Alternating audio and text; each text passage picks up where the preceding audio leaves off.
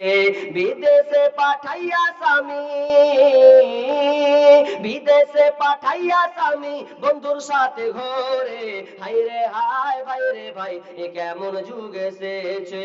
High রে high ভাই রে ভাই, এ কেমন যুগ এসেছে। ঠিক মতো আহার জুটে না, ঠিক মতো আহার জুটে না, দামি ফোন তার হাতে, নগ্ন সিনেমা আর ফোন চ্যাট করে ঘুমায় অনেক রাতে। সময় থাকতে ভাইরে পুরি, সময় থাকতে ভাইরে পুরি, বলবো কার কাছে। হাই রে হাই ভাই রে ভাই, কেমন যুগ এসেছে। হাই রে হাই ভাই রে ভাই, এ কেমন যুগ এসেছে। এই মোবাইলে যোগাযোগ করে তিন সন্তানের ওই মা, নতুন সংসার করব বলে হয়ে যায় দিবানা। এই মোবাইলে যোগাযোগ করে তিন সন্তানের ওই মা, নতুন সংসার করব বলে হয়ে যায় দিবানা। এই মোবাইল কারো চলছে আবার, এই মোবাইল কারো চলছে আবার, কারো আবার জ্বলছে। হাই রে হাই ভাই রে ভাই, এ কেমন যুগ এসেছে। হাই রে হাই ভাই রে ভাই, এ কেমন যুগ এসেছে। স্বামী সন্তান পর করে মোবাইল আপন করেছে, স্বামী সন্তান পর করে মোবাইল আপন করেছে। হাই রে হাই ভাই রে ভাই, এ কেমন যুগ এসেছে। হাই রে হাই ভাই রে ভাই, এ কেমন যুগ এসেছে। মোবাইল এসে সমাজটাকে ছাড়খাড় করে দিয়েছে। আপনার মেয়ে স্কুলে পড়ে, তো আপনার স্কুলে পড়তে গিয়ে, আপনার কলেজে পড়তে গিয়ে এবার তার একটা ছেলে এসে বলছে খাদিজা, খাদিজা আছে তো তুমি কে? তো বলছে আমি খাদিজার বন্ধু। ও তুমি বন্ধু, যাও আমার বেটিকে নিয়ে যাও। কোথায়? তো প্রাইভেট যাবে। এই হচ্ছে আমাদের নেচার, এটা একটা আধুনিক নেচারে পরিণত হয়েছে। কিন্তু দেখলেন আপনার কিনা হিন্দা এমন একটা মহিলা, যেই মহিলার কোনো পরপুরুষের সঙ্গে তিনি কথা বলতেন না, নিজেকে কন্ট্রোল করে রাখতেন। কিন্তু দেখলেন আল্লাহর কি কারিশমা, ওই আপনার কিনা হিন্দা একদিন ঘর সাফ করছেন, তো ঘর সাফ করতে করতে করতে করতে করতে এমন সবাই হিন্দার স্বামীর বন্ধু আপনার হিন্দার স্বামীর সঙ্গে দেখা করবে। এমন সময় দেখা করার জন্য ওই আপনার বন্ধুটা ঘর ঢুকেছে। তো ঘর ঢুকে দেখছে হিন্দা আপনার কাজে ব্যস্ত আছে, ঘরকে সাজাচ্ছে, আপনার বাসনগুলোকে ঠিক করছে। আর এই করতে করতে এবার ওই আপনার বন্ধুটা বলছে জাগা, ও তো আপনার কঠিন মেয়ে, ওর সঙ্গে তো কথাই বলা যাবে না। তো আর ওকে কিছু বললাম না, আমি এখান থেকে বাড়ি চলে যাই। যেমনই বাড়ি যাওয়া, ওই সময় হিন্দার স্বামীও কিন্তু ঢুকছে।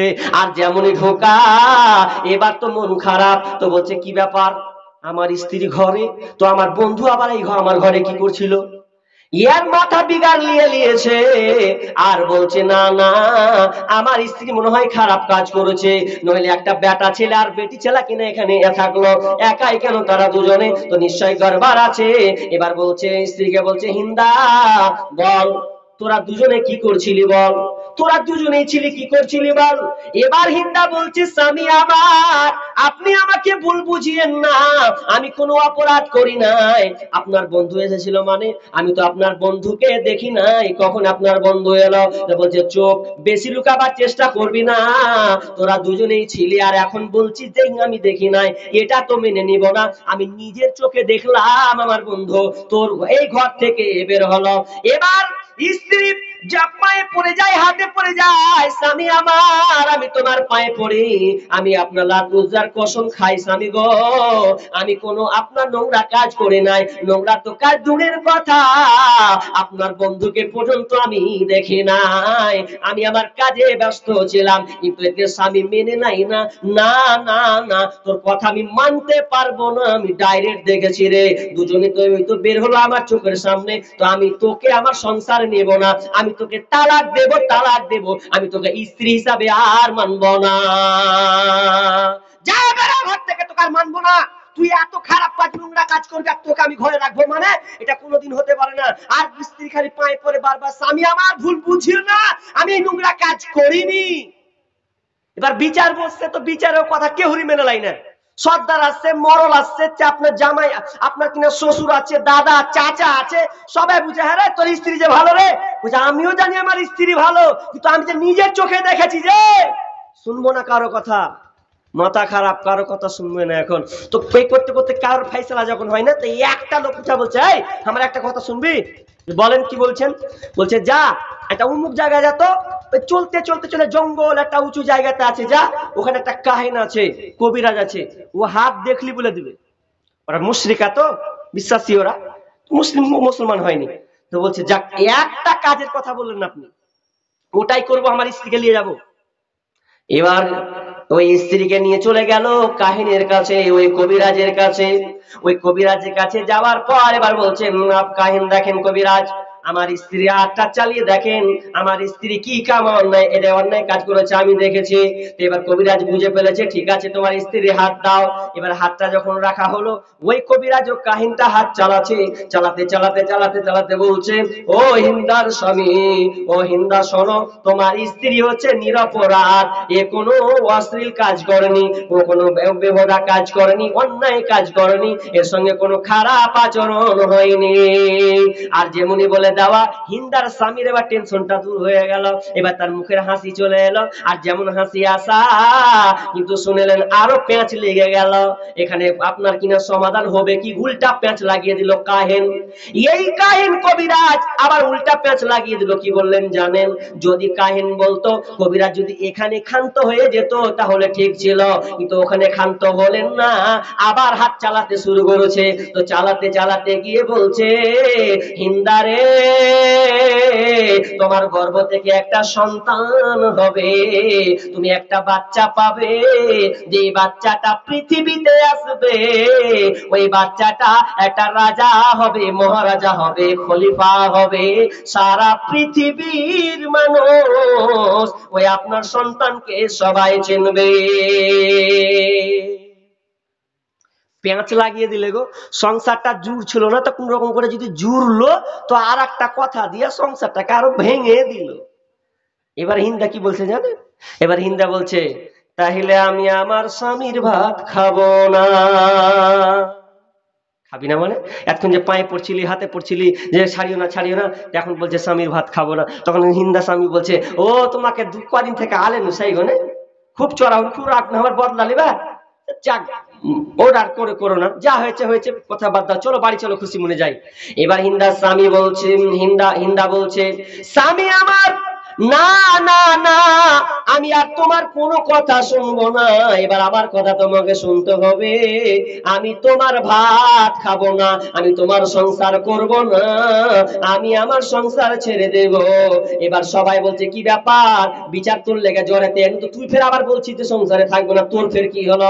এভাবে বলতে বলতে, না মন বলতে বলতে বলতে লাস্টে এবার হিন্দা বলছে, শুনে লাও, এ স্বামী সহ সবাই শুনে লাও, যখন কবিরাজ আমাকে খাট চালিয়ে দিয়েছিল, যখন আমি নিরপরাধ, আমার কোনো পাপ নাই, আমি কোনো অন্যায় করিনি, কিন্তু কাহিন আমাকে আর একটা গুরুত্বপূর্ণ কথা বলেছে, ও হিন্দারে, তোর পেট থেকে একটা সন্তান আসবে, ওই সন্তানটা খলিফা হবে, আর যখন খলিফা হবে, তো আমি ভেবে নিলাম আমার স্বামীকে আমি চিনি, আমার স্বামীর ওরস থেকে, আমার স্বামীর ওরস থেকে কোনোদিন সন্তান আসতে পারে না, আমার স্বামী তো হিজরাত ক্যাটালগে চলে গেছে, এতদিন ধরে থাকলাম একটা সন্তান হলো না, তার মানে ওর কাছ থেকে কোনো সন্তান হবে না, এটা আমি ভালো করে জানি। ওই জন্য আমি ইয়াকিন করলাম, আমি একটা সিদ্ধান্ত নিলাম, এই স্বামীর ভাত আমি খাবো না, ওকে আমি তালাক দিয়ে দেব। হিন্দা তালাক দিয়ে দিলেন, যে আমি আর আপনার ভাত খাবো না, আমাকে তালাক দিয়ে দেন, আমি তালাক হয়ে গেলাম। এ করতে ছুটাছুটি হয়ে গেল। কি হয়েছিল আর ঘটনা লম্বা করবো না, তবে একটু বলি, এই হিন্দা আবার বিয়ে হয়েছিল কার সঙ্গে জানেন? আবু সুফিয়ানের সাথে। তার চাচা, রাসূলের চাচা আবু সুফিয়ানের সাথে আপনার এই হিন্দার বিবাহ হয়েছে, আর ইসলাম গ্রহণ করে নিয়েছে। আর ওই আবু সুফিয়ান যখন স্বামী মেনে নিল, ইসলাম গ্রহণ করলো, আর ওই হিন্দার পেট থেকে সন্তান এলো, ওই সন্তানটা কে? তো মুআবিয়া রাদিয়াল্লাহু তাআলা আনহু, তিনি একজন খলিফা ছিলেন না? খলিফা ছিলেন। তো ওই যে কথা, তাহলে আমি আর লম্বা করছি না, সেই হিন্দা মুসলিম হলেন, আপনার ইসলাম পেলেন, হিদায়াতের পথ পেলেন, ছিল কোথায় আর এলো কোথায়? তো আমরা আমাদের চরিত্রটা দেখি ভাই, আমরা হিদায়াতের উপরে আছি তো? হিদায়াতের উপরে আছি? কতটুকু আপনি খেটেছেন? কেমন হিদায়াত আপনি আছেন? এত হেদায়েত আপনি পেয়েছেন যে আপনার পাড়া হাঁটতে গেলে বাজনা শুনলে আপনার আমার কানে হাত দিতে হয় না। আপনাদের দিকে আর ভালো গান টান বাজে না গো? বাজে না মনে হয় ভালো সব। আমাদের ওইদিকে পেপসি বালা আর আইসক্রিম বালা বা চেঁচু ছুঁচু করছে, কয় টাকা হচ্ছে না হচ্ছে গান শুনিয়েও রাস্তা পার করে দিল, ওকে মানা করা যায় না। কত পেপসি বালা কত আপনার কিনা আইসক্রিম বালা চললো। তো আপনাদের এদিকে আর বিয়ের কথা তো বলি না, ডিজে চলছে, এত ডিজে চলছে একজন হার্ট অ্যাটাক করে মরে যাবে এরকম অবস্থা। ডিজে না বাজলে বিয়ে হয় না। তো আপনি কেমন বাপ আর কেমন আপনার সন্তান, আপনি কই হেদায়েতের পথে আছেন গো? আপনার বাড়িতে তো ডিজে বাজে, আপনার বাড়িতে তো গান বাজে, তো আপনি কি করে বলছেন হেদায়েতের পথে আছি? তবে একটা লোকের কথা বলছি আপনাকে, পাকিস্তান, পাকিস্তান নাম শুনেছেন তো? পাকিস্তান, এই পাকিস্তানে একটা গায়ক ছিল, সেই গায়কটার নাম হচ্ছে জুনায়েদ জামশেদ, জামশেদ জুনায়েদ। যদি নাম শুনে না থাকেন তো ইউটিউবে গুগলসে সার্চ দিবেন, জুনায়েদ জামশেদ বলে লিখবেন বা জামশেদ জুনায়েদ লিখবেন, লিখতে গেলেই আপনি ওর গানগুলো পাবেন।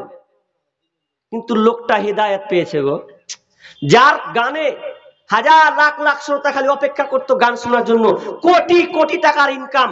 এরপরেও জুনায়েদ জামশেদ তিনি ইসলাম ইসলাম মুসলিমই ছিলেন, কিন্তু তিনি দিনের পথে হেদায়েতের পথে ঢুকেছিলেন। কিভাবে জানেন? তো একদিন রাস্তা দিয়ে ওই গানের মানে শুটিং মানে গান গায়ক গাইতে যাবে, তো একটা আলেমের সঙ্গে তার দেখা, যে বলছে কি ব্যাপার, তো কোথায়, বলছে এতে যাবে। তোমরা কি করছো? বলছে নামাজ পড়ছি। তো বলছে আমি তোমার একটা খারাপ মানে একটা জিনিস শুনতে পাচ্ছি, কি যে তুমি নাকি গায়ক গান করে বেড়া। বলছে হ্যাঁ করে বেড়া। তো তুমি মুসলিম নয়? বলছে হ্যাঁ আমি মুসলিম। তো মুসলমানদের জন্য তো গান করা হারাম। যে গান করা হারাম মানে? হ্যাঁ গান করা হারাম। তোর মাথাটা বিগাল নিয়ে নিলে যে আমাকে এরকম তো কথা কেউ এত বলেনি। তো ভাবতে ভাবতে ভাবতে ভাবতে এক পর্যায়ে লোকটা কি করলেন, গান টানকে ছেড়ে দিলেন। একজন গায়কের কথা বলছি, আপনার মতন গান শোনা, চার পাঁচটা গান না শুনলে আপনার ঘুম হয় না।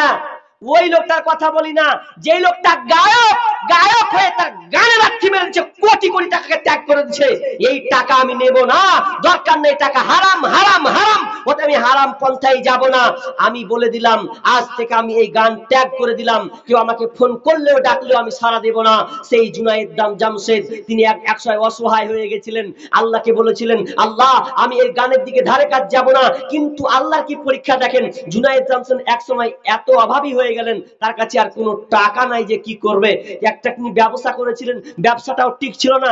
এমন সময় আল্লাহ বলছেন যে আল্লাহ তুমি আমার কোনো উপকার করবে না? এক সময় আল্লাহর কি কাম দেখেন, ওই করতে করতে করতে করতে বাংলাদেশ থেকে একটা ছোট ব্যানার, একটা ব্যবসা কাপড় ব্যানার তৈরি করেছিল, ব্যবসা করেছিলেন। ওই ব্যবসা নেওয়ার সময় এবার বাংলাদেশ থেকে কিছু লোক আসলো, যে বলছে ছোট ব্যানার খুঁজতে, দেবে কাজ হয়েছে।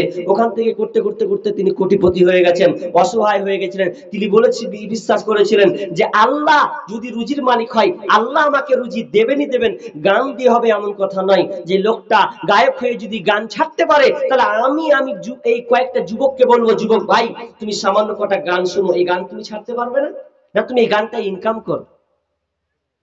কই তুমি হেদায়েতের পথে আছো? কে বলছে হেদায়েতের পথে আছে? তোমার দাড়িটা এখনো নামি নাই কেন? তুমি দাড়িকে ছাঁচো কেন? তুমি বুঝো না কেন যে তুমি কোন পথে চলছো? তোমার প্যান্টটা টাপনি উঠছে গেল কেন? তুমি খালি বলছো আলেমদের জন্য খালি এটি প্রযোজ্য, তোমার জন্য নয়। তোমার কি নবী নয়? তোমার কি আল্লাহ নয়? এটা কি তোমার কোরআন নয়? তাহলে তুমি কেন এই ভুল পথে পড়ে আছো? জি না, তোমাকে আসতে হবে। একটা গেল, এবার মেয়েদের একটা মহিলার কথা বলবো, যেই মহিলাটা 36 বছর অভিনয় করেছেন, এখনো আপনি পাবেন, সার্চ দিলেন, তার নাম হচ্ছে অ্যানি খান। বাংলাদেশের অ্যানি খান, তার নাম বলে দিলাম আপনাকে। সেই অ্যানি খান, যে মেয়েটা 35 বছর অভিনয় করেছে আপনার কি নাম সিনেমায়, 35 বছর অভিনয় করেছে, সেই অ্যানি খান হঠাৎ করে সোশ্যাল মিডিয়াতে কাঁদতে শুরু করে দিয়েছে যে আমি ভুল পথে ছিলাম, এটা আমার কাজ নয়, আমি মুসলিম হয়ে এটা করতে পারি না। সে কাঁদো কাঁদো ভাব নিয়ে বলছে আল্লাহ তুমি আমাকে ক্ষমা করে দাও, আমি এই কাজ করতে পারবো না। অথচ তার ইনকাম এখান থেকে লাখ লাখ টাকা ইনকাম ছিল, 35 বছর ধরে এই কাজটা করেছে। এরপরে আল্লাহকে কাঁদছাড় বলছে আল্লাহ তুমি আমাকে ক্ষমা করে দাও।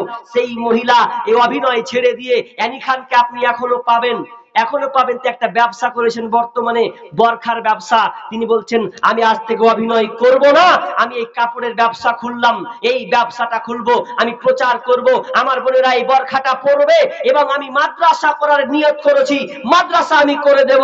সেই মহিলাটা আপনার কিনা ভুল পথে থেকে দিনের পথে, হেদায়েতের পথে এসেছে। তাহলে আমি আপনার মতন ছেলে, আপনার মেয়ে, আপনার যে কটা সামান্য সিনেমা দেখলে তার ঘুম হয় না, তাহলে ওই মেয়েটা কি ওই অ্যানি খানের মতন হতে পারবে না? ও তো নিজে একটা গায়িকা, সে যদি ছাড়তে পারে তাহলে নায়িকা হয়ে, তাহলে আপনার মেয়ে কেন ছাড়তে পারবে না? বোন, তোমাকেই বলছি, শোনো, তুমি এই গান ত্যাগ করো, তুমিও হেদায়েতের পথে চলে এসো, তুমি আল্লাহর রাস্তায় এসো, দেখো আল্লাহ তোমার সংসারকে উজালা করে দেবে।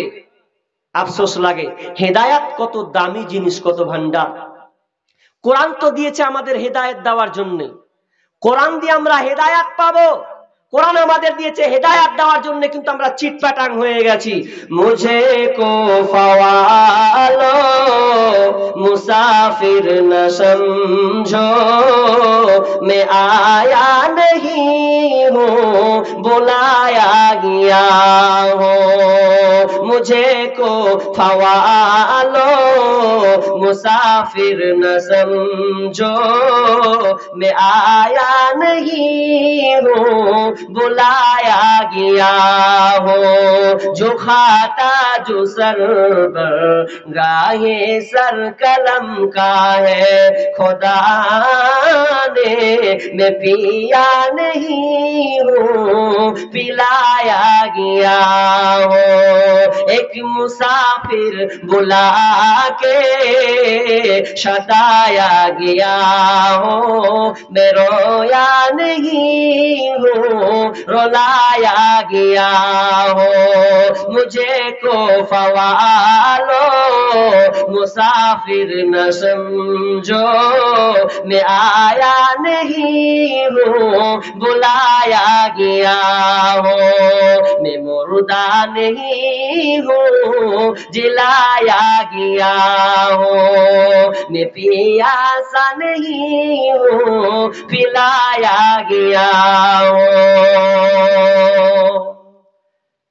এমন একটা সময় ছিল যে মানুষ সঠিক পথ পেত না, আল্লাহ কোরআন দিয়ে দিয়েছে। এখন যদি আপনাকে কোরআন দিয়ে দিয়েছে তো আপনি চিটপাটাং হয়ে ঘুমিয়ে গেছে, কোরআন বলছে আমাকে ফলো করো, এতদিন তো খুঁজে পাচ্ছিলে না, কোরআন এসেছি তো আজকে তোমরা চিটপাটাং হয়ে গেছো। আপনি মেহমান বাড়তে দেখেছেন তো মেহমান বসিয়ে রেখে দেন, খেতেও দেন না, পানিও দেন না, কিছু দেন না, আচ্ছা ওটা মেহমানদারি করা হলো? ওকে তো অপমান করছেন আপনি, ওকে তো আপনি কোরআনটাকে তো অপমান করছেন। কোরআন তো আমরাই চেয়েছি রে ভাই, কিন্তু আমরা শুয়ে গেছি। তো কোরআন হেদায়াত দিবে, কোরআন হেদায়াত দিতে পারে না, হেদায়েতের রাস্তা দিবে। আচ্ছা এবার বলেন, নবী হেদায়েত দিতে পারে? নবী হেদায়েত দিতে পারে? জি না, নবী পর্যন্ত হেদায়েত দিতে পারে না। নবী যদি হেদায়েত দিতেই পারতেন, এই ক্ষমতা যদি থাকতো, তাহলে নিজের চাচা আবু তালেবকে দিতে পারতেন হেদায়াত, কিন্তু নবীরও ক্ষমতা নেই। তাই একটা লোক কি বলছেন জানেন, একটা লোক চা খেয়েছে, মানে না একটা মৌলভী সাহেব চা খেয়েছে দোকানে, আর তো বেরিখোর থাকে, বুঝতে পারছেন, বেরি খাই সব অনেকে। আমি আবার কিন্তু চায়ের দোকানে চা খাই না এই বেরি খাওয়ার লোকের কারণে। আমাকে ভালোবাসেন না বাসেন, এক কাপ চা খাবো তো ওর 10 জনে ধোঁয়া খাবো আমি? তুই অন্যায় করছিস তো আমার কি? তা আমি চা দোকানে, অনেক লোক আমাকে চা খেতে ডাকে, ভাই চা খাচ্ছা, আমি চা খাবো না রে ভাই, পারলে তোর বাড়ি নিয়ে চো, এক কাপ বসে এখানে চা খাবো, কিন্তু দোকানে চা খাবো না। যেখানে হ্যাঁ ফাঁকা আছে, ওপেন ভালো জায়গায়, সেখানে খাবো। কিন্তু ধোঁয়া, দোকানওয়ালা তো একদম ডেসালে টেঙে দিয়েছে, লিভার পাক করে উঠাবে আর খাবে। মনে রাখবেন, ওই দোকানদারকে বলে দিচ্ছি, এই দোকানদার তুমি শোনো, তোমার গ্যাস লাইট ঝুলা আছে তো, যত লোক গ্যাস লাইট দিয়ে একটা করে মেরেছে আর খেয়েছে, সব পাপের খেসারত তোমাকে দিতে হবে, এটা মনে রাখিও।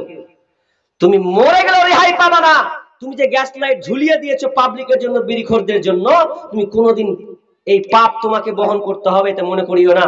জায়গা ওগুলো আমি বলতে যাচ্ছি না, খারাপ হয়ে যাচ্ছি। তো কি বলছিলাম, যে একটা মৌলভী সাহেব চা খেতে বসেছে, একটা লোক বেরি খেছে, তোকে মানা করছে যে ইয়ার ঘে কাম জামা, আল্লাহ একে হেদায়েত দান করুক, এক কাপ চা খাবো তো বেরি খেছে। তো লোকটা কি বলছে জানেন, বলছে আল্লাহ যদি হেদায়েত না দেয় তা আমার কি, আল্লাহ যদি হেদায়েত না দেয় তা আমার দোষ কি?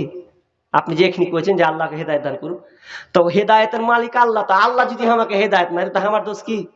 তা আমার দোষ, আল্লাহর দোষ। এ তো মৌলভী সাহেব ভেজালে পড়ে গেছে। তো এখন মৌলভী সাহেব তখন বলছে তুই তো আমাকে বিপদে ফেলতে দিলি ভাই, তো বলছে উত্তর তো এবার দিতে হবে নাকি, উত্তর না দিলে বলেছে সালাম মৌলবি ভালো নয়।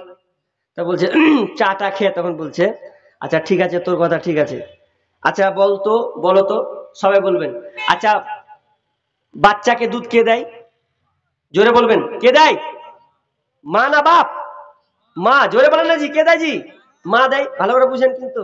মা বাচ্চাকে দুধ দেয় কখন দেয়?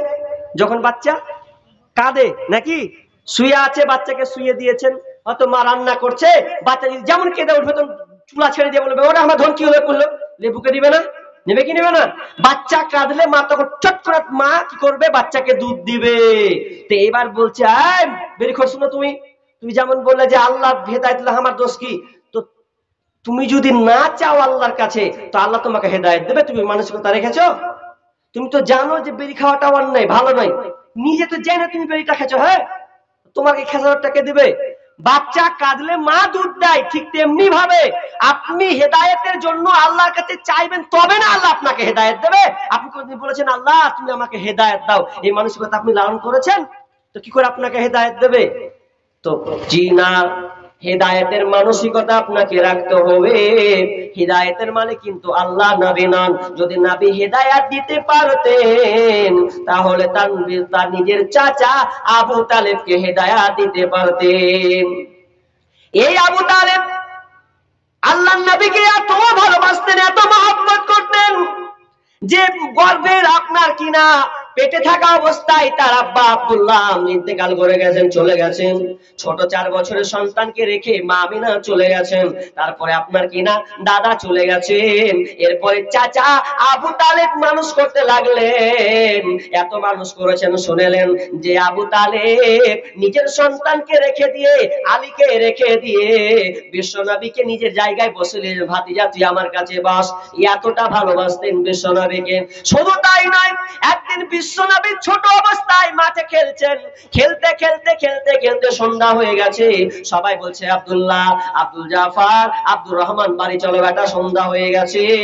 কিন্তু সবাই আব্বা আপন আব্বা নিয়ে চলে গেছে, সবাই বাড়ি চলে গেছে, কিন্তু বিশ্বনবী ওই মাঠে থেকে গেছেন, কেউ তাকে ডাকতে আসে না। তো মনে মনে বলছে আমার আব্বা কি আসবে না, আমার আব্বা কি আমাকে নাম ধরে ডাকবে না, মোহাম্মদ, এ মোহাম্মদ বেটা চ, এ বলে কি কেউ আমাকে ডাকবে না, আমার আব্বা কি নাই? এভাবে ক্লান্ত আপনার কিনা ভাবনা ভারাক্রান্ত মন নিয়ে বসে আছেন। এমন সময় এবার আপনার আবু তালেব বলছে আমার ভাতিজা কই, আসে না, মনে খেলতে গিয়ে থেকে গেছে। এবার চলে গেছেন, দেখছেন যে বেটা মোহাম্মদ ভাতিজা ভারাক্রান্ত মন নিয়ে বসে আছেন। বলছে বেটা এ ভাতিজা মোহাম্মদ চ বাড়ি চ, বেটা বাড়ি চরে ভাতিজা। এবার মোহাম্মদ সাল্লাল্লাহু আলাইহি ওয়াসাল্লাম বলছেন চাচা যান আমার কি আব্বা নাই, আমাকে কি আব্বা ডাকবে না? আর সবাই তো নিয়ে চলে গেল, আমাকে কি সন্তান বলে আমার নাম ধরে নিয়ে যাবে না? এবার আবু তালেব বলছে বেটা মোহাম্মদ, ও বেটা রে, ও ভাতিজা, তুই হলি আমার বাপ, তুই হলি আমার মা, তুই আমাকে আব্বা বলবি, মা বলে ডাকবি, আমি ছাড়া তোর কেউ নাই। এত ভালোবাসতেন বিশ্বনবীকে, কেউ যদি মারতেন তো বলতেন বল কে তোকে মেরেছে, কে তোকে মেরেছে, ওর বংশ বুনিয়াদ আমি শেষ করে দেব।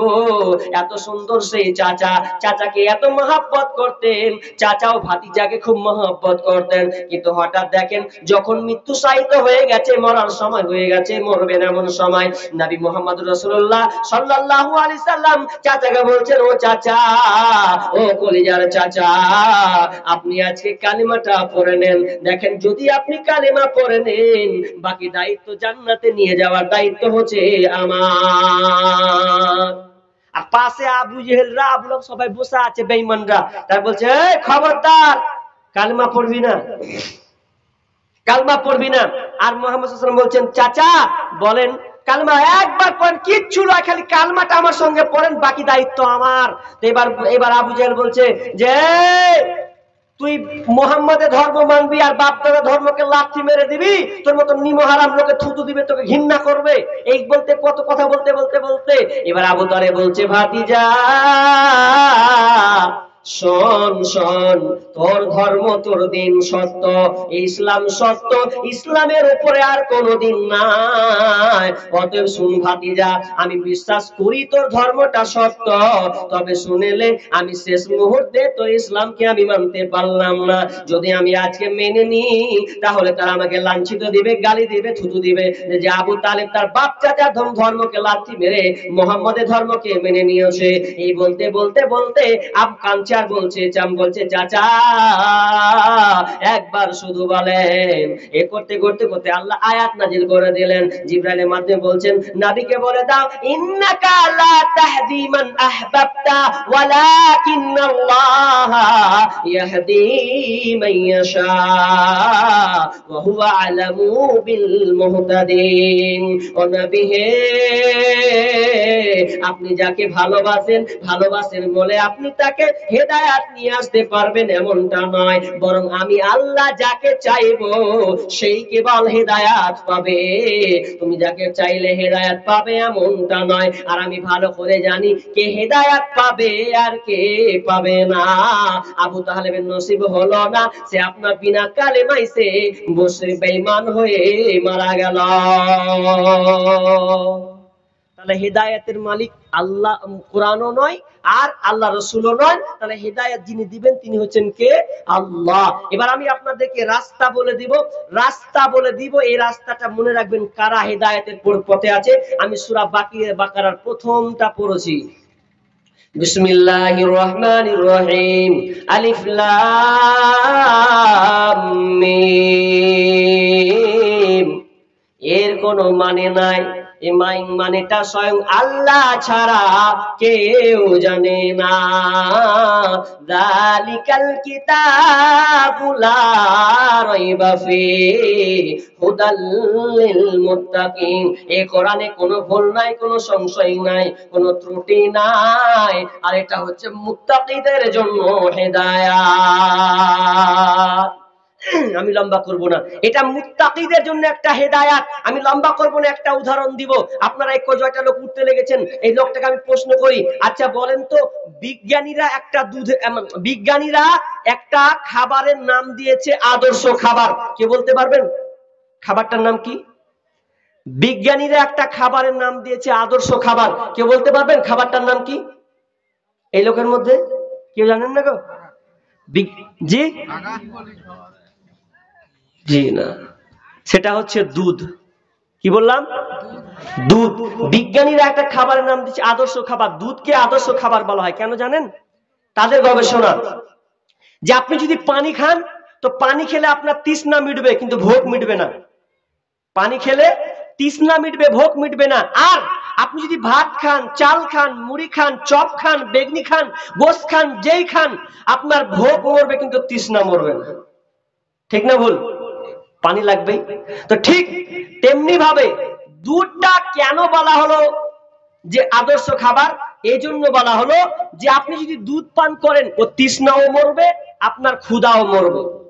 দুধের মধ্যে এত ভিটামিন, তার প্রোটিন, খাদ্য গুণ রয়েছে, ক্যালোরি রয়েছে এই দুধের মধ্যে। আপনি খাবেন তো দুটাই পেয়ে নেবেন, আপনার খিদাও মরে গেল আর আপনার তৃষ্ণাও মুটে গেল। দুধ ঠিক। কিন্তু একটা কথা বলেন তো, যদি ওই লোকটা ডায়রিয়া হয়, আমাশা হয়, দুধ খেতে পাবে? জোরে করে খেতে পাবে গো? খেতে পাবে না। ডাক্তার বলে সাবধান, তোমার ডায়রিয়া হয়েছে, আমাশয় হয়েছে, পাতলা পায়খানা, খবরদার তুমি দুধ খেও না। আর দুধ যদি খাও তাহলে তোমাকে পায়খানাকে বন্ধু বলতে হবে। ওই ল্যাপটা চালিয়ে বন্ধুর সাইডে দাঁড়িয়ে যেতে হবে যে বন্ধু ঢুকবার বাড়াবো, ঢুকবার বাড়াবো। খেতে পারবেন না আপনি দুধ, পায়খানাকে বন্ধু বানিয়ে নিতে হবে, কিছু করার নেই।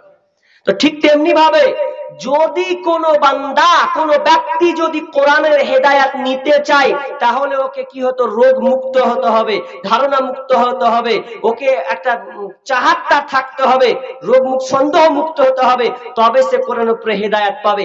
বেশি সন্দেহ করতে গেলে, বেশি পেঁচালো করতে গেলে ওর নসিবে হেদায়েত জুটবে না। এরকম অনেক লোক আছে, মুফাসসাল আছে, মাসুদ আছে, তারপরে আসিফ আছে, রূপা রহমান, একজন বাংলাদেশের রূপা রহমান, দেখবেন নাস্তিক তারা, কোরআন পড়েও তারা গুমরাহি হয়ে গেছে।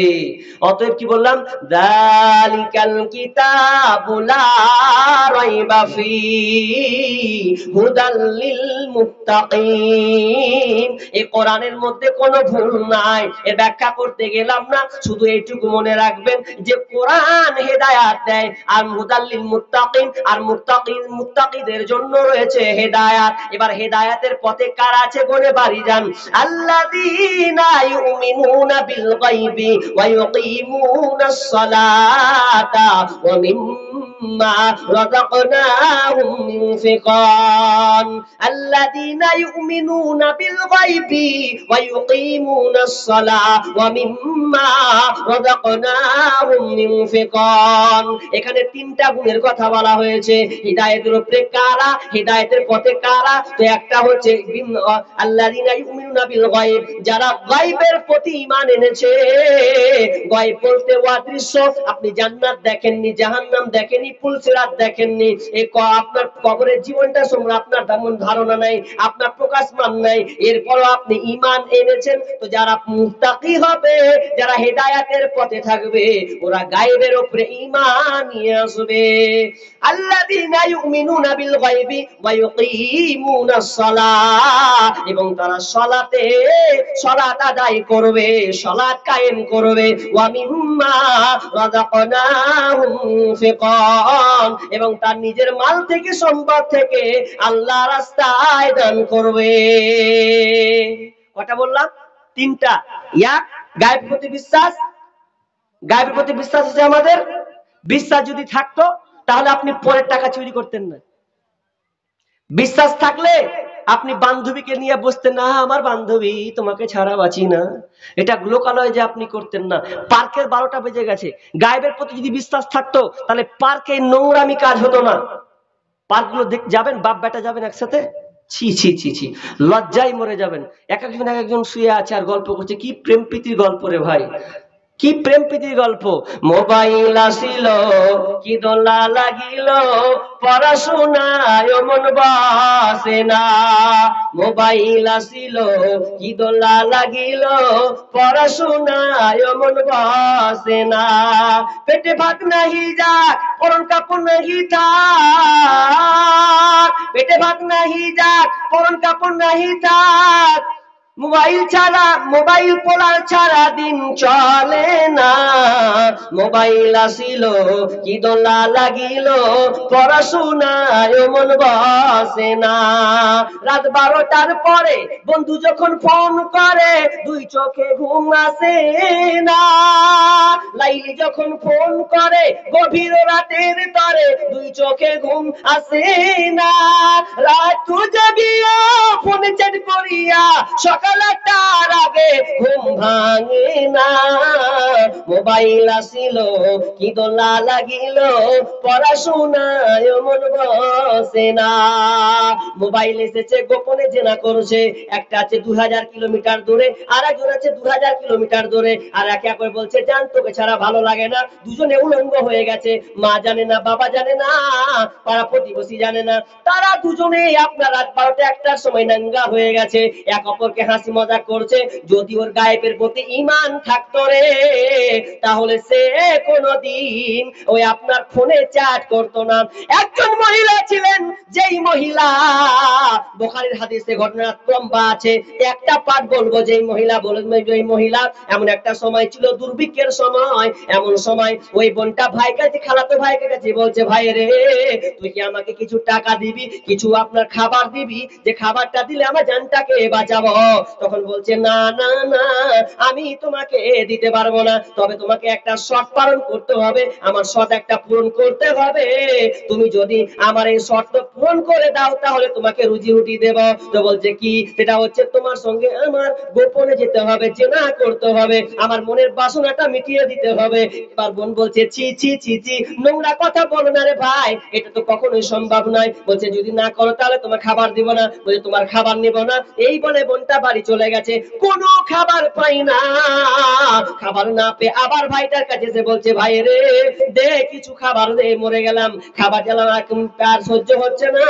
তো বলছে দিব একটা শর্তে, যদি তুই আমার সঙ্গে লোকালয়ে জেনাই চলে যাস, আমার চাহিদাটা যদি মিটিয়ে দিস। বলছে রাজি হয়ে গেলাম। যেমন রাজি হওয়া, রাজি হয়ে গেছে। আর রাজি হয়ে যাওয়ার পর এবার তারা নির্জনে চলে গেছে, দুজনে কেউ নাই ঘরে বা কোনো একটা জঙ্গলে। তারা দুজনে গিয়ে এবার দুজনে কাপড়কে উলঙ্গ করে দিয়েছে। মেয়েটার শরীরে কাপড় নাই, ছেলেটার শরীরে কাপড় নাই। তারা এবার নির্জনে চলে যাবে, আপনার কিনা খারাপ নোংরামি কাজে চলে যাবে। আর যেমন চলে যাওয়া, একটা ছেলেটা আছে, মেয়েটা আছে নিচে, ছেলেটা আছে ওপরে। উদাহরণ বলে বেশি বলতে যাব না, একটা ইট আর একটা ইট ভিতিলে মশলা যেমন করে চাপিয়ে দেওয়া হয়, ঠিক তেমনি ভাবে ওই আর ছেলেটা আর মেয়েটা দুজনে একটি হয়ে গেছে। উলঙ্গ, কাপড় নাই, পরনে কোনো কাপড় নাই। এবার হঠাৎ করে মেয়েটা কাঁদতে শুরু করেছে আর বলছে, ভাই রে ইত্তাকিল্লাহ, আল্লাহকে ভয় করো। এখনো তুমি আমাকে ব্যবহার করে নাওনি রে ভাই, তুমি আমাকে এখনো ব্যবহার করো নি, এখনো আল্লাহকে ভয় করো, ভয় করো। আর যেমন এই কথা বলা, ভাই ধারাস করে নিচে পড়ে গেছে। বোন আমার কি শোনালে, এই খালাতো আপনার খালাতো বোন তুই আমাকে কি শোনালি, এটা তো একটা ভয়ঙ্কর একটা কথা। তো বলছে আল্লাহ তো দেখতে পাচ্ছে, এই কাজ নোংরাটা আল্লাহ বরদাস্ত করবে না, একবার আল্লাহকে বলে জায়গা দে। কিন্তু এই হাদিসটা থেকে আপনি কি শিখলেন? কিন্তু বর্তমানে কত বোন কিনা আপনার আপনার তার যৌবনে তার সম্মানটাকে সে কি রুদ্ধ করে দিয়েছে, তার ইজ্জতকে বিক্রি করে দিয়েছে। যে বোন আপনার, অনেক বোনকে দেখা যায় বিষ খেয়ে মারা যায়, অনেকে আবার ব্রিজের পাল্লায় আপনার ব্রিজ থেকে উপরে নিচে পড়ে। আর একটু বসেন ভাই, বসেন আর একটু বসেন, আর বসেন, আর তো বেশিক্ষণ নেই আমি। সবই যদি চলে যাবেন তো বয়ান কাকে শোনাবো, টাইম আছে, বসেন। শেষ দোয়াটা নিবেন না? বসেন। কি বলছিলাম, যে আজকালকার মেয়েরা পেটে সন্তান হয়ে গেছে আর তার বাঁচার পথ নাই, তো কি হয়ে গেছে, পেটে সন্তান করে দিয়েছে, যে এখন ওই কেউ ফাঁসি দিচ্ছে, আবার কেউ কি করছে, ব্রিজ থেকে পড়েছে। কত নিবেন আপনি? বেহায়াপনা দিবস নামে চলছে বেঈমানি, হীরার চেয়ে দামি জিনিস হারায় অনেক নারী। বেহায়াপনা দিবস নামে চলছে বেঈমানি, হীরার চেয়ে দামি জিনিস হারায় অনেক নারী। দুষ্টু ছেলের মিষ্টি কথায় পরে নারী ফাঁদে, সব হারিয়ে বোনটি আমার বসে বসে কাঁদে। প্রেমের নামে চলছে এখন অশ্লীলতার ছোঁয়া, কতক মনে নারী সম্মান পান্তা ভাতার মোয়া। নারী তুমি সম্মানিতা, সব ঘরেরই আলো, লাগলে চুয়া পঙ্কিলতার জীবন হবে কালো। অতএব বোন রে, তোমার ইজ্জতকে তুমি নষ্ট করিও না, তোমার প্রজন্মকে তুমি নষ্ট করিও না। দেখো তোমার জন্য আল্লাহ একজন পুরুষ রেখেছেন, তোমার জন্য একটা স্বামী আল্লাহ ঠিক করে রেখেছেন। অতএব তুমি ধৈর্যের সঙ্গে জীবন যাপন করো, আল্লাহ তোমাকে পথ দেখাবেন। কিন্তু দেখা যায় অনেক বোন খারাপ কাজে পড়ে গিয়ে পেটে সন্তান করে দিয়েছে। আর যেমন পেটে সন্তান করে দেওয়া, তো বলছে আর সন্তানকে নিব না। কি করতে হবে, তো টিপে মেরে ফেলতে হবে। কি করতে হবে, তো ট্যাবলেট খেতে হবে। কি করতে হবে, তো ইনজেকশন মারতে হবে। এটা হচ্ছে কি হচ্ছে না? কত হচ্ছে। এবিসি নিউজ বলছে প্রতি বছর 5 লক্ষ সন্তানকে হত্যা করা হয় এই ভারতবর্ষে, 5 লক্ষ সন্তানকে হত্যা করা হয়। এরা কারা? তো এটা আপনার মেয়ে। এটা কারা? তো এটা আপনার ভাতিজি। এটা কে? আপনার ভাগ্নি। তারাই আগে বিয়ের আগেই জিনা করে দিয়ে সন্তানকে তারা লাইকেশন করে, কিংবা শয়তানকে আপনার সন্তান মেরে ফেলছে, তো আপনার ইনজেকশনের মাধ্যমে। 10 মিনিটের আবেগে মাগো 5 মিনিটের মন, কে তুমি মা দেখতে দিলা না এই পৃথিবীর মুখ। জোর করে আসিনি কো তোর শরীরে আমি, পৃথিবীতে নাকি সন্তান হয় মায়ের কাছে দামি। তবে কেন সুখের ভুলে আমায় পেটে নিলা, সুখের শেষে কেটে ছিঁড়ে আমায় ফেলে দিলা। একদিন তুমি আমার কাছে আসবে ঠিকই মাগো, কি বলবে আল্লাহর কাছে জমা করে রাখো।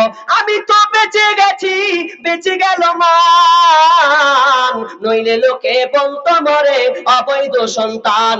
একটু অবৈধ সুখ পেতে মা আমায় পেটে নিলে, সুখের শেষে কেটে ছিঁড়ে আমায় ফেলে দিলে। একদিন তুমি আমার কাছে, একদিন তুমি আমার কাছে আসবে ঠিকই মাগো, কি বলবে আল্লাহর কাছে জমা করে রাখো।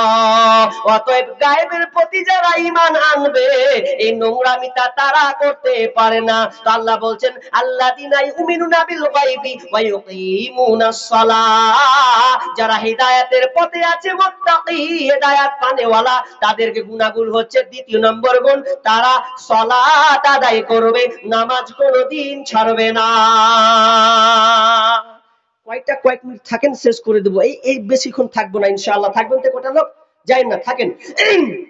নামাজ, যারা হেদায়েতের পথে আছে, যারা নামাজ পড়ে দেখা যাবে তারা হেদায়েতের পথে আছে, তো নামাজ বিলম্ব করা যাবে না। নামাজকে মানে টাইমকে পিছানো যাবে না, বা আপনার কাজের কারণে সময়কে পিছিয়ে দেবেন এমনটা নয়।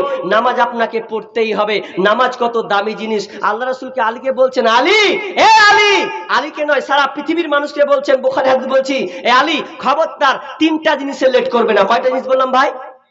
তিনটা, মনে রেখে দিন। এক, নামাজের যদি ওয়াক্ত হয়ে যায় লেট করিও না, নামাজটা তুমি আদায় করে দাও। নামাজটা আদায় করে ওয়াক্ত ছাড়া যাবে না। কিন্তু আমরা কি করছি?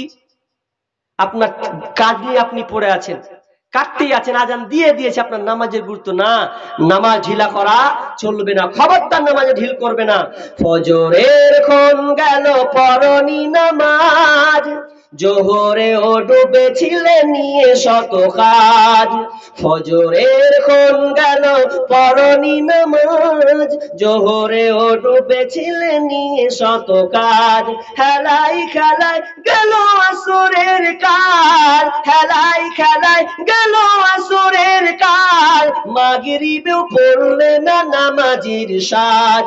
ফজরের ক্ষণ গেল পরনি নামাজ, জোহরে ও ডুবেছিলে নিয়ে শত কাজ। তোমার মতন নেই হতভাগা কেউ, নেই এত পাপাচার পৃথিবীতে আর। তোমার মতন নেই হতভাগা কেউ, নেই এত পাপাচার পৃথিবীতে আর। একবার শুরু হলে ভাঙনের ঢেউ, কখনো ফিরাতে জানি পারবে না তার। সালাত ফারাক করে কাফের মুমিন, বিশ্বাসে আবাদ করো বুকের জমিন। পরকাল মুখী করো মনটাকে আজ, ফজরের ক্ষণ গেল পরনি নামাজ, জোহরে ও ডুবেছিলে নিয়ে শত কাজ। বিনোদনে কেটে গেল এসার সময়, এতটুকু জাগলো না কবরের ভয়। বিনোদনে কেটে গেল এসার সময়, এতটুকু জাগলো না কবরের ভয়। খুঁজলে না একবার নাজাতের পথ, খুঁজলে না একবার নাজাতের পথ, মুসলিম নাম নিতে পেলে না খোলাজ। ফজরের ক্ষণ গেল পরনি নামাজ, জোহরে ও ডুবেছিলে নিয়ে শত কাজ। অতএব নামাজ বিলম্ব করা যাবে না, নামাজটাকে ঠিক 5 ওয়াক্ত টাইম আপনাকে পড়তে হবে। এবার দ্বিতীয়বার বলছে, আলী রে খবরদার, বিয়ের যদি সময় হয়ে যায়, একটা ছেলে একটা মেয়ের বিয়ের সময় হয়ে গেছে, তো বিয়ে দিতে গিয়ে ঢিলা করিও না। ঢিলা করা যাবে না। বিয়ে, মেয়ে হয়ে গেছে আপনার 17, 18, 19, 20, তো হয়ে গেছে 22, কি এখনো বিয়ে দেন না কি? তো আমার মেয়ে গ্রাজুয়েশন পাস করবে আর মাধ্যমিক আর কলেজ পড়বে, দিয়ে একটা ডিগ্রি করবে, এই আশায় আপনি বসে আছে, চেরাক নিমিয়ে দেবে আপনার। মেয়ের বয়স হয়ে গেছে, ছেলের বয়স হয়ে গেছে, আপনি বলছেন ছেলের বাড়িতে দেন না গো, বলছে ছেলে বিয়ে দেবো, খাবে কি? ও পায়ে দাঁড়াক, তো কার পায়ে আছে? ও আপনার পায়ে আছে না ওর পায়ে আছে? ছেলের বিয়ে দিতে বলছি তো বলছে ও খাটতে পারে না, নিজের পায়ে দাঁড়াক, কার পায়ে আছে? ও আপনার মেয়ের বিয়ে দেন না, আপনার ছেলে বিয়ে দেন না, বলছে খেটে তো পাবেন কি করে, বিয়ে দেন। ও কি করে খাওয়াবে, কি করে খাওয়াবে? আপনি বলছেন কি করে খাওয়াবে? ওই আপনার ছেলে দেখেন গা প্রেমিকার সঙ্গে কত টাকা করে খরচ করে, 100 কা 150, 200 করে খরচ করে, খোঁজ নিয়েছেন আপনি? কোথায় টাকা জোর করে প্রেমিকা দেয়, যান তোমাকে দিলাম 150 টাকা খাও, কত আছে। বিয়ে দিয়ে দেন, খালাস, কোনো অসুবিধা নাই। বিয়েতে বিলম্ব করা যাবে না। যদি বিয়ে লেট করে দেন, ওই ছেলে ওই মেয়ে আপনার সেঞ্চুরি করে ছাড়বেই, আপনাকে বলবে না লজ্জাতে হয়তো। বিয়ে দেন, বিয়েটাকে দিয়ে দেন। বিয়ের ব্যাপারে এখন ফেতনা চলছে, কি বলবো, যে মেয়ের বাপের টাকা না হলে মেয়েদের বিয়ে হয় না, হয় না, হয় না, বিয়ে দিতে পারে না পণের কারণে। এই ডাকাত কত ছেলে হয়ে গেছে, পণ, গাড়ি না হলেও বিয়ে করবে না, খাট না হলেও বিয়ে করবে না, মলা না হলেও বিয়ে করবে না। আজকে সমাজে ক্যান্সার হয়ে গেছে, এই জন্য তো জেনা বেড়ে গেছে। ওটা আজকে বলবো না, শুধু সেঞ্চুরির কথাটা বলি একটু। আজকালকার ছেলে মেয়েরা জেনা সেঞ্চুরি করে। বাংলাদেশে একজন প্রকাশ দিয়েছেন জানেন, বলছে আমি 100টা মেয়ের সঙ্গে জেনা করেছি, এটা আমার সেঞ্চুরি। ফুটবল নয়, ব্যাট বল নয়, জেনা করেছে তো প্রকাশ করছে মিডিয়াতে যে আমি 100 জনের সঙ্গে সেঞ্চুরি করেছি। আশ্চর্য ব্যাপার। তো একটা ছেলের বাপ বিয়ে ঠিক করছে কিনা, বিয়ে ঠিক করছে, তো বলছে তোর বহু দেখে নিয়েছি, বহু দেখে নিয়েছি। তোর বাপ ফের কয়েছে তুমি বহু দেখে নিয়েছো, আমার বহু আমি 8 বছর থেকে ঠিকই করতে পারি না, ধরছি আর ছুটছে, ধরছি আর ছুটছে, আর তুমি ফের 3 দিনই আমার বহু দেখে নিলা। বেশি বকতে পারবো না, তোর বিয়ে ঠিক হয়ে গেছে। এখন ওরা দুজনে বাসের ঘরে ঢুকবে, তো বাসের ঘরে ঢুকবে, না আছে ওর দুয়া আর না আছে কিছু, ঘরে ওই চকিতে বসতে বসতে শুরু করে দিয়েছে, আমি ঠকি নাই, আমি ঠকি নাই রে। স্ত্রী বলছে তুমি এলা কি শুরু করলে, যে ঠকি না করছো, কিসে ঠকো না তুমি, তুমি আজকে সুন্দর গল্প করবে, দুটা কথা বলবে, তোমার জীবনী বলবো, আমি তোমার জীবনী, মানে আমার জীবনী বলো, তুমি তোমার জীবনী বলো, তো তুমি কি শুরু করলে, করছে এটা আমার আনন্দ আজকে রে, আমি ঠকি নাই, আমি ঠকি নাই রে, তুমি আমার 9 নম্বর স্ত্রী রে। মাথায় সেটার মনটা খারাপ হয়ে গেছে, তো মেয়েটা শুনালা, তখন ওই মেয়েটাও এবার শুরু করে দিয়েছে, তুমি তো পেঁচে আছো, তাই আমি কয় ঘাটের পানি আছে দেখো, তো মেয়েটাও শুরু করে দিয়েছে, আমি ঠকি নাই, আমি ঠকি নাই রে, তুমি আমার 10 নম্বর স্বামী রে। ঠেলা এবার ওয়াকে নিয়েছে, ওয়াকে কাজ করে নিয়েছে। তো এ হয়ে গেছে অবস্থা, অবস্থা হয়ে গেছে।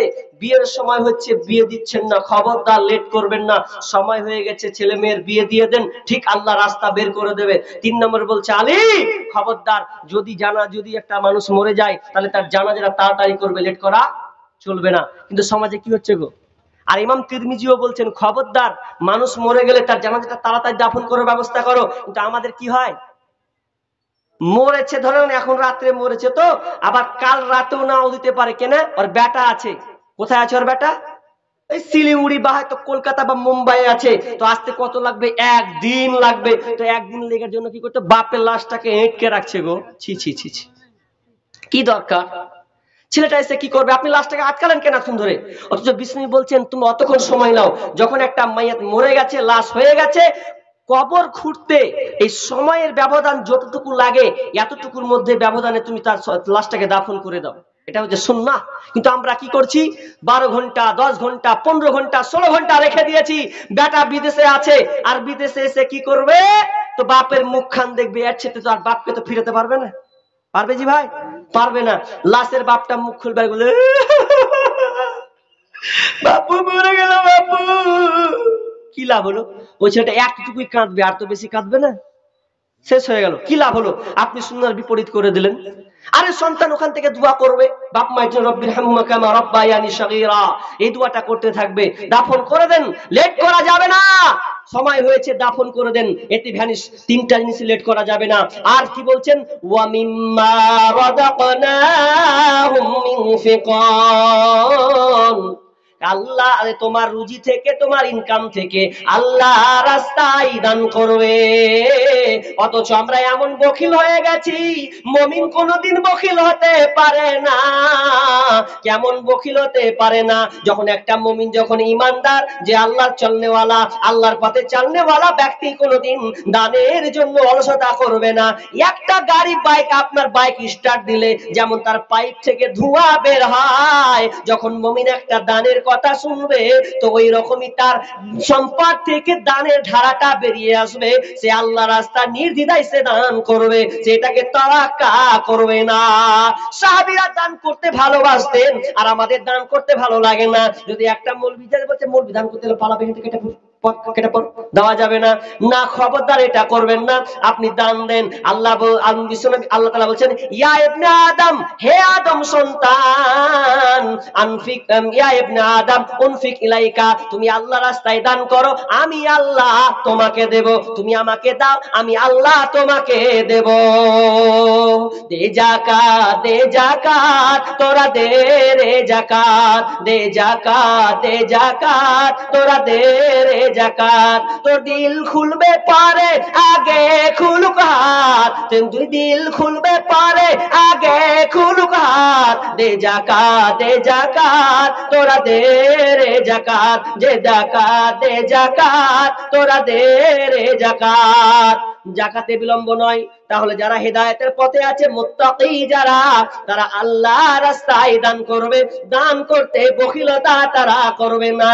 ওয়াল্লাযিনা ইউমিনুনা বিমা উনজিলা ইলাইকা ওয়া মা উনজিলা মিন ক্বাবলিক। এবং আল্লাহ বলছেন, যারা যারা নবীর কোরআন নাজিলকৃতর উপরে বিশ্বাস রেখেছে, ওয়াল্লাযিনা ইউমিনুনা বিল গায়বি ওয়াল্লাযিনা ইউমিনুনা বিমা উনজিলা ইলাইকা ওয়া মা উনজিলা মিন ক্বাবলিক, নবীর নাজিলকৃতর উপরে ঈমান এবং আগেকার কিতাবের উপরে ঈমান নিয়ে এসেছে। ওয়াল্লাযিনা ইউমিনুনা বিমা উনজিলা ইলাইকা ওয়া মা উনজিলা মিন ক্বাবলিক ওয়া বিল আখিরাতি হুম ইউকিনুন, এবং আখিরাতের প্রতি ইয়াকিন রাখে, আখিরাতের প্রতি বিশ্বাস করে। আখিরাতের প্রতি আপনার বিশ্বাস আছে তো? বিশ্বাস যদি থাকতো ভাই, আল্লাহর কসম করে বলি, প্রত্যেকটা মুসলিমের যদি বিশ্বাস থাকতো যে আমি আখিরাতের উপরে বিশ্বাস করলাম, বিশ্বাস করেন ওই সমাজে কোনোদিন ঝগড়াও হতো না, মারামারি হতো না, কাটাকাটিও হতো না। কিন্তু দুর্ভাগ্যজনক, আমরা আখিরাতে কেমন বিশ্বাসী, খালি মুখে হ্যাঁ বিশ্বাস করি, আপনার কাজে বাস্তবায়ন কই? কাজে বাস্তবায়িত আপনার নেই। যদি আখিরাতের প্রতি আপনার বিশ্বাস থাকতো, তাহলে আপনি একজন ব্যবসায়ী, আপনি কোনোদিন কারো 100 গ্রাম মেরে খেতেন না, আপনি ঠিক টাইমে দিয়ে দিতেন। কত লোক যে মেরে খায় ঠিক নাই, কম্পিউটারে এমন করে এখন মারে, কম্পিউটার যে এখন ওজন করে না, একটু বেশিও দেবে না, আর ওয়াতে আবার মারার ফ্যাসিলিটি আছে। অনেকে বলছে যে এটা কি একটা ক্যাপাসিটি আছে, তো মেরে নেবে, 800 মারতে পারবে। পাটের সময় যখন পাট করে কত মারে, আমার আব্বা কইছে কেমন করে মানে মারে তুই জানিস? বলছে দেখিনি, দেখাও একবার। পাট যখন ওজন করে ওই গলার উপরে ওজন করা, ওটা আলাদা তারাজুল নয়, পাটে ঝুলিয়ে দিবে, মানে ঝুলিয়ে দেয়, দিয়ে ওজন করে, তো ওখানে আবার মারা হয়। দালালিরা দেখেছে আমাকে, এইভাবে মারি, মানে মারে তো আমাকে দেখেছে এইভাবে মারি। দেখেন কত পাট মারে। এবারে এমন নয়, অনেক আবার ফলবালা আছে কত বেঈমান, আমি অনেক জায়গাতে দেখেছি, অনেক জায়গাতে জিনিসটা দেখেছি। আপনি 10টা আপেল নিয়েছেন কি 10টা লেবু নিয়েছেন, বেছে বেছে ভরেছেন, তো ভরেছেন যখন, তো এবার আপনাকে ওজন করবে বা দিবের ক্যারিতে ভরবে, তার আগে 10টা অন্য জায়গায় ভরে রেখেছে পচা গেলা, এইভাবে ভরতে যাবে কি, ওটা থুয়ে ওই ডুপ্লিকেটটা ভরে আপনাকে দিয়ে দেবে, প্যাকেট করে চলে যা। এরকম হয় না? আছে প্রতারণা, প্রতারণা, এ ব্যবসা। ও যদি জানতো যে আখিরাত কি জিনিস, তাহলে ওইগুলো চুরি করতো না, চুরি করতো না। সূরা জুমারে আছে জাহান্নাম কত খাতারনাক জিনিস, সেই কথাটা বলে আমি আজকে আলোচনা এখানে শেষ করছি। এই কত খাতারনাক যে জাহান্নাম সূরা জুমারে আছে। আল্লাহ বলেন, ওয়াসিকাল্লাযীনা কাফারু ইলা জাহান্নামা জুমারা হাত্তা ইযা জাউহা ওয়া ফুতিহাত আবওয়াবুহা ওয়া ক্বালা লাহুম খাযানাতুহা আলাম ইয়াতিকুম রাসূলুম মিনকুম ইয়াতলুনা আলাইকুম আয়াতি রাব্বিকুম লিয়ুযিরুনাকুম লিকাআ ইয়াউমিকুম হাযা ওয়াসিকাল্লাযীনা কাফারু ইলা জাহান্নামা জুমারা।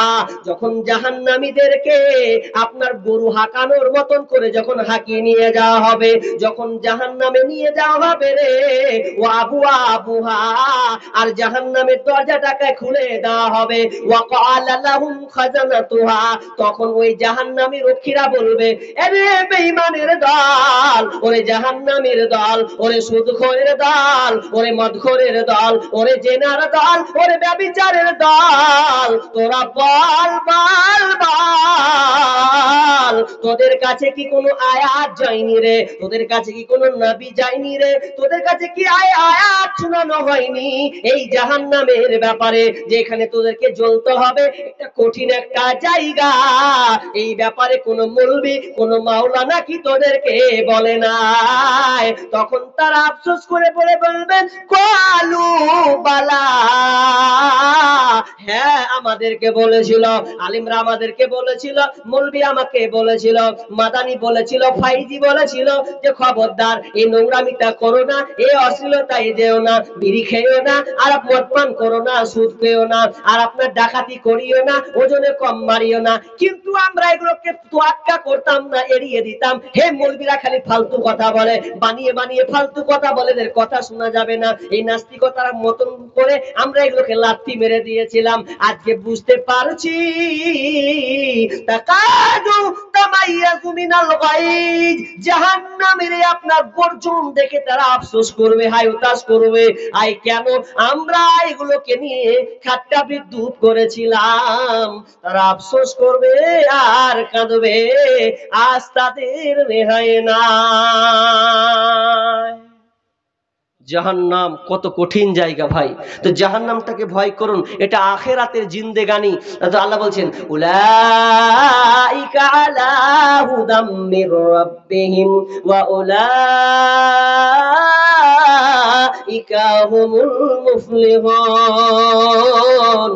আপনি যে কটা আমি আপনাদের বললাম, নামাজের কথা বললাম, আপনার নামাজের কথা বললাম, আখিরাতের গায়বের প্রতি বললাম, দানের কথা বললাম, আর আপনার কিনা কিতাবের উপরে বললাম, আর আখিরাতের উপরে বললাম, এই কটা যারা মেনে চলবে, যারা এটার উপরে থাকবে, আমার আল্লাহ সার্টিফিকেট দিচ্ছেন, উলাইকা আলা হুদাম মির রাব্বিহিম, আমি আল্লাহ তাদের পক্ষ থেকে বললাম, ওই লোকেরা, ওই লোকের তাদের পক্ষ থেকে বললাম, উলাইকা আলা হুদাম মির রাব্বিহিম, আমি রবের পক্ষ থেকে আমি তাদের জন্য হেদায়েতের কথা বললাম, ওয়া উলাইকা হুমুল মুফলিহুন, আর ওই লোকেরা হচ্ছে সফল কাম, যারা এই কটার উপরে ঈমান নিয়ে আসবে, কাজে রূপান্তরিত করবে, তারাই হেদায়েতের পথে আছে, আর তারাই হলো সফল কাম।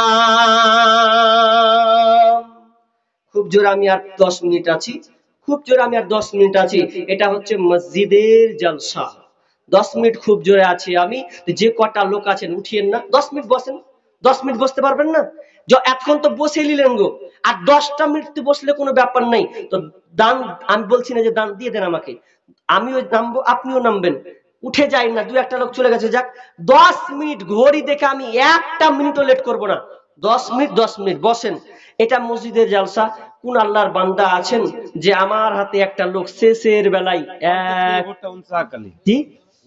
50 কেজি ভুট্টা 50 কিলো ভুট্টা দেবে? 50 কিলো ভুট্টা একজন পেলাম, মাশাআল্লাহ, আল্লাহুম্মা সাল্লি আলাইহি, আল্লাহুম্মা বারিক আলাইহি। 50 কিলো ভুট্টা দিয়েছেন।